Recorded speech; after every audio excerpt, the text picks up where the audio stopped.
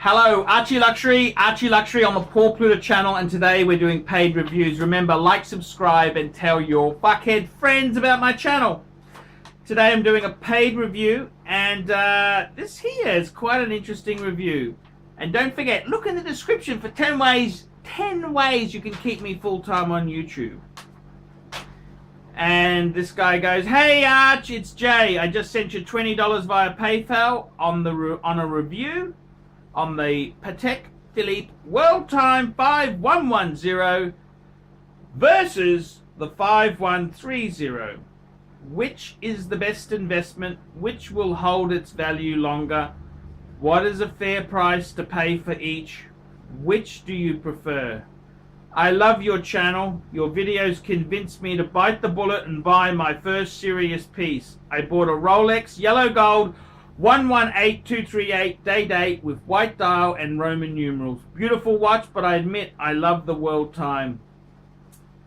And this is from Jay. "Also, is your world time still for sale? Thanks, fucker." Jay. Okay, Jay. Well, I'm always open to offers. I'm just how it is, unfortunately. But let's have a talk about this. What is the review on the PATEK 5110 and the PATEK 5130? And I've got to tell you, in all honesty, I love both these models. These are super duper, super cool models. And I got to tell you, in all honesty, the 5110 and the 5130. So let's just quickly have a discussion. What are they? So firstly, I want to say I'm getting this information from the PATEK magazine. When you own a PATEK, they send you a magazine for rich people. Wow, it's people who've owned a PATEK. And basically this issue here had a great story on the World Times. And basically the World Time itself there, the last model was probably 1954. They came out 1937 to 1954. They had some variations, and then it dropped it for a while. The 5110, that's the one that I've got. I had the white gold and the yellow gold. They came out in year 2000. It's the modern era of world times. Was ushered in with the 37mm 5110. And it used a 240 HU self-winding movement. Now that model there, so 37mm, and it was then replaced in 2006. It was replaced by the 5130, which they increased the size to 39.5. They also same movement. That's the 240 movement.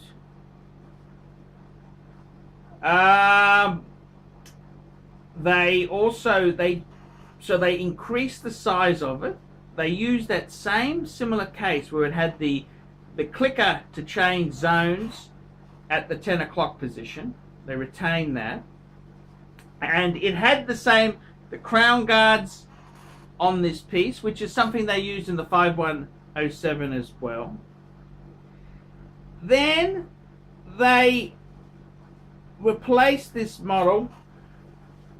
They replaced this model in 2016 with the 5230. So we've got 5110 came out 2000, 37mm. You've got the 5130, which came out 2006, 39.5mm. And then in 2016, they replaced the 5130 with a 5230, which came back in size.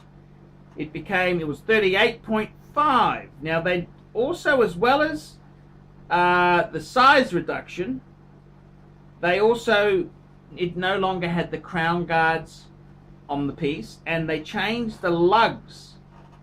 So they are 3 incarnations of modern world time. And look, they're all beautiful. Those versions there are also using the 240 movement, which is the micro rotor movement. And okay, what's the best one? Well, look, in all honesty, so this review here, I've been asked to compare the 5110, compare it to the 5130. So what is the difference between the two? Well, the 5110 is 37 mil. The 5130 is 39.5 mil. So there's a size difference. The other difference is that the hands, the hour hand on the 5130 has that circle, that little circle, little exposed circle to signify it's the hour hand. So the hands are different on the 5130. They then change the hands again, incidentally, on the 5230. The other difference is the guilloche dial on the 5110 and the 5130. They're both a guilloche dial, however they're different. Some people, being completely unbiased, which is hard because I own a 5110. Some people have said that they prefer the bigger size of the 5130. Yes, bigger is, wristwatches were getting a lot bigger.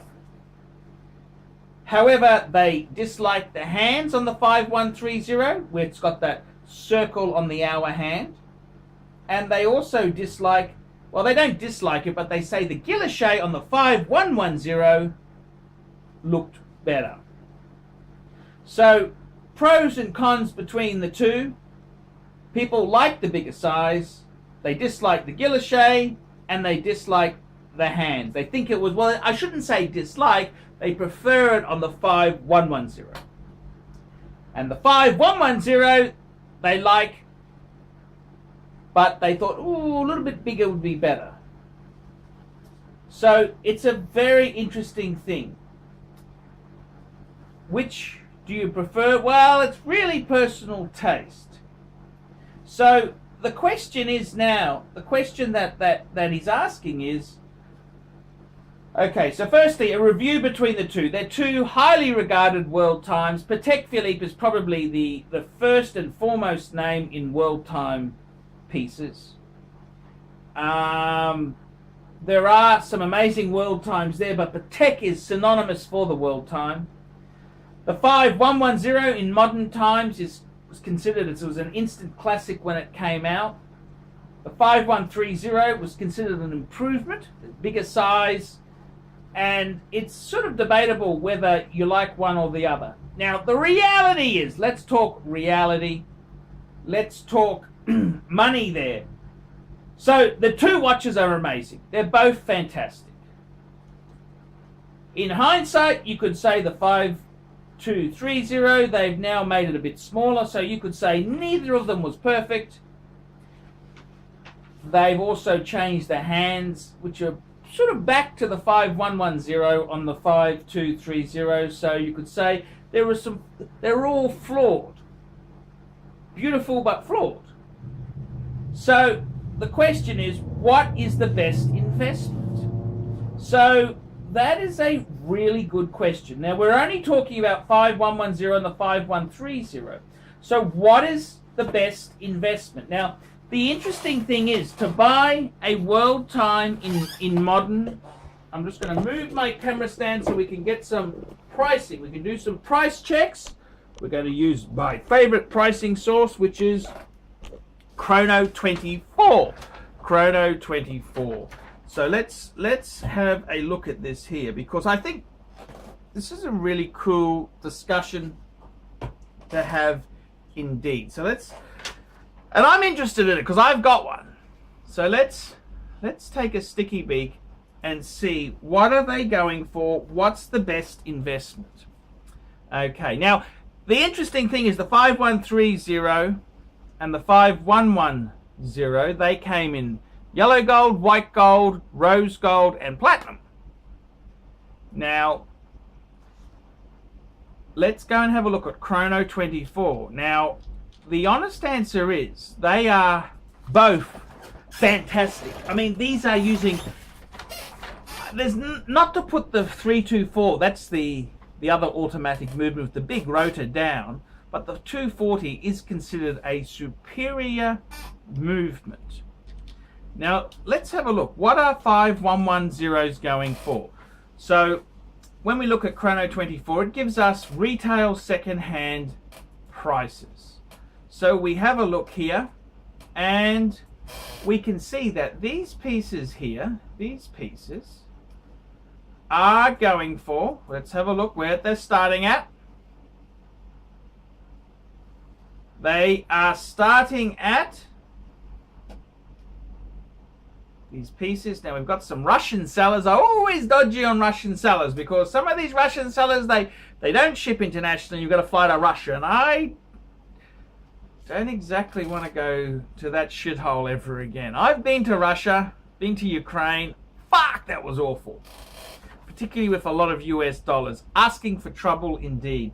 So let's have a look here. What are we looking at? Where do these start? Well, okay, there's one in Hong Kong. They've got a yellow gold. It's 22,068. So it's a currency. It's 22 grand. 22,000 US dollars. There's some ever so slightly, no, that just, there's one at 19.9 in Taiwan, but I think they're really starting to kick in. Let's have a look here. The one in Taiwan here. Let's have a look. I don't think it has box or papers there. Okay. So let's go and have a look here. So we're really looking at 22,000 US dollars for a pre-owned 5110. Now you can get those in a choice of metals. You can get it in yellow gold, pink gold, white gold, as well as platinum. Platinum, of course, is the most expensive. The cheapest being yellow gold. But is there a bad choice in a world time? Tell me that. So $22,000 is sort of the starting point for a world time there. So $22,000. What's that? Can you buy a decent car for that? I don't know. Can you get I think you can. You can get a very, very decent car indeed with that. That's 18,000 pounds, 22.5 US. Okay, there we go. That's a London dealer. Okay, so $22,000 mark. Okay, beautiful, wonderful to see that there. Now let's have a look. How much are we looking at for a 5130? So 5130. We'll just search by price, cheapest first, and they're starting at around, the cheapest is 25, but they really kick in about 27, 28. Okay, so let's say 28,000 there. That's where they kick off there. $28,000, and they go up pretty steeply there. They go up pretty steeply indeed, which is fine. No problems with that there. So $28,000 gets us a 5130. Now, so you're looking at 22 to 28, 6,000 US dollars difference. So is it worth paying the more? Well, it depends. Which one? I don't think that sort of buyer is really, I mean, 6,000 is a lot of money, don't get me wrong, but I kind of suspect that sort of buyer, it's more which dial they prefer, which hands and which size they prefer. So I would really say that I don't think it's a buyer. He's going to decide between the two based on price. I think it's more what do they really like there. They might be a I mean, I kind of the money I paid for mine was kind of the top of my range. I can assure you of that much. So the 5130 as well as would also be newer because they came out after 06. whereas the 5110 ended in 2006. So, okay, so we've had a bit of a look there, and just out of interest, let's just check a PATEK. Let's just check a PATEK 5230. That's the new model. Now that's only been out, and they are starting from, there's one at 40,000 US dollars, but they kind of kick in. Now the funny thing is with the 5230, they only have them in white gold or rose gold. There's no more yellow gold one, and they kick in 35,000 US dollars. So you're probably looking at an extra 10 on top of a 5130. What did we say? 28, 9,000 more. So you know they are not a cheap watch. That's for sure. They're certainly not cheap there. So here's one in Germany, 38,000. Well, you know that's so 10,000 again. So which one would you go for? Indeed, which one do you prefer? That's a good question. Which one is the better investment? Well, I kind of think let's look at this, answering this question here. What is the better investment? I think realistically we're looking at bang per buck, return on capital. I would say the 5110 or a 5130. I think both of them would be very good buys. I would say if I had to pick one as an investment, so we're looking at this purely as a financial point of view, I think you'd probably get a better return buying a 5110 than a 5130, because you're putting more into the 5130, and Patek's already brought the size back, so it's a bit too big. The 5110, it's probably a little bit too small. But the 5110 was the first modern world time that Patek released in modern times. So I think investment potential, probably the 5110, and use the other bit of money to buy another watch, would probably give you the best return. Which will hold its value longer? I reckon the 5110, because that's the cheapest, would probably be holding its value, because there's nowhere to drop. Its only place to go is up now.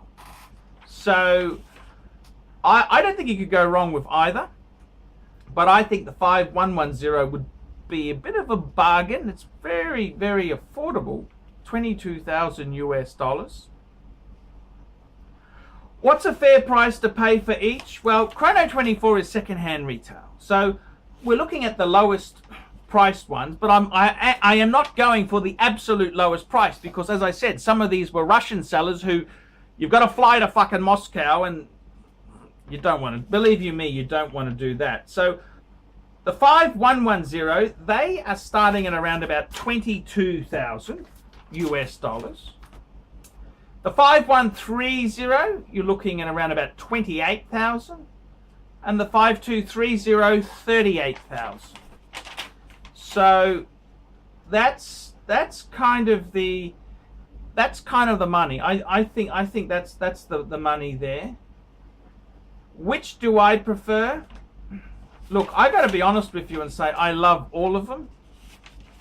Out of those three, I mean, which do I prefer? I would probably say out of all of them, I mean, which do I prefer? I mean, this is ignoring financial concerns. Just, that is a very tricky question. They've all got pluses and minuses. Geez, which one do I prefer? The 5110 or the 5130? I'd probably say the 5110. Not because, well, I'll tell you why. One, because it's cheaper. Secondly, because it's the first model, first modern world time. It's also got that beautiful Guilloche dial, which the 5130, it still has the Guilloche dial, but I don't think it's as cool. And I prefer the hands on the 5110. So I would say myself, I think my own choice, 5110. But if someone said, hey, which one do you want? Hey, Archie, we love you. You're such a superstar. I'll give you one. Here's 3 of them. I'd take the fucking 5230. It's the most valuable. And they're all cool. They are all cool there. So, which one? I think if you had to put money into one, which would be the best investment? Have to be the 5110. I think that'd be the coolest. And if I had to put, if we're looking at a long term, I'd probably go 5110 Platinum. I reckon that is the sweet spot. I reckon a Platinum 5110. Super, super cool. I'm Archie Luxury. This has been a paid review for Jay. Tell me what you fuckers think of that. We specialize here in pre-owned Rolex watches. Rolex watch is a very special timepiece, and we always do the servicing exactly as factory specifications. We buy a pre-owned piece and we put it into brand new condition. We have Rolex certified technicians working on that. We completely disassemble the piece. We adjust and polish and change every single part of the watch. You have to have certified watchmakers that know what they're doing. If you have an expensive car, you're just not going to bring it to any mechanic that doesn't know what they're doing. You spent $5,000. It's like if you put money in the safe deposit box. And 1 or 2 years from now, you will keep having your $5,000. We have to spend a lot of money to get all this equipment together, but makes me feel I'm doing what I'm supposed to do. It's not a question of money, it's my passion. Jewelers on time, simply the best.